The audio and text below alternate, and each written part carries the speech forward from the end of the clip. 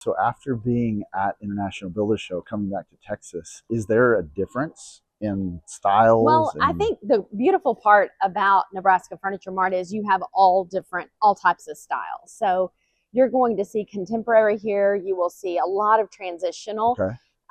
And things that are also just inspiration pieces. So here we are in the design gallery. Like, here's a great example, right? Mm-hmm. They have done a mix not only of colors, but we have, look at the beautiful lighting along with the table, you know, just a few key pieces. You'll notice there's more pieces with a larger table here. And then it kind of marries itself into this monochromatic scheme that they have going on. So, and it lifts too. I noticed that, like, there's a progressive stack, if you will. So for sure. And it's a lot. I mean, they have a lot going on here. Okay. But the cool thing is they're selling items as well. So at market, we see a lot of sellables. They want us to purchase. They're going to do a lot of stacking. They're going to do a lot of pieces that we can see, well, would this work with that versus another? But so at the contrast. So you have the contrast, so you can, your palette can pick up the different ideas in one setting. Absolutely. And like, this is Elk Home. I mean, this is a great brand that people can pick up, not only for staging but design. And it's going to be the modern mixed with a little bit of the transitional, but again, we're picking up the contemporary, the modern, easy pieces that can hopefully be very durable. This is Bernhard, so we know that that is a beautiful line of furnishings. More design, unless you're doing high-end staging. But great pieces, not necessarily for multifamily, but residential, large homes, luxury. That's what they're going for here. And built for use. Absolutely. Built for use, like, durability. I mean, you have this wonderful piece that has a little bit of you know, the layers to it. So if something scratches, it can be easily hidden. Right. Okay. Awesome. And I noticed, like, the textures even on the fabric are, for sure, it grounds it. Grounds it, yes, ma'am. And so you have that these deep clean, color. sleek surfaces, polished finishes, and then you have a very, what feels, I don't know, it just feels like home.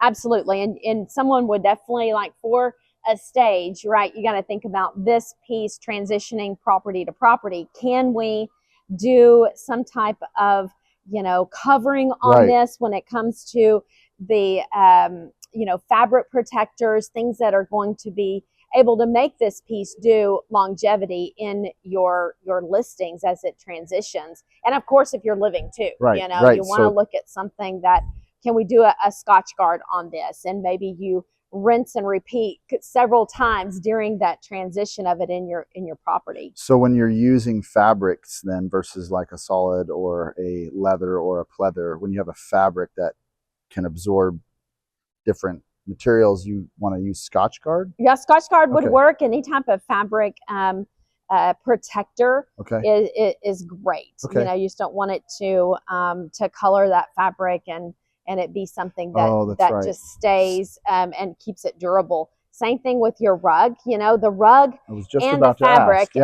These, for sure, you want to be protected. But the cool part about this is it's not going to show stain as easily. If you're transitioning it from a stage into a property and somebody wants to purchase this, I mean, that's a great piece. We want to try to stay away from lighter when you're staging.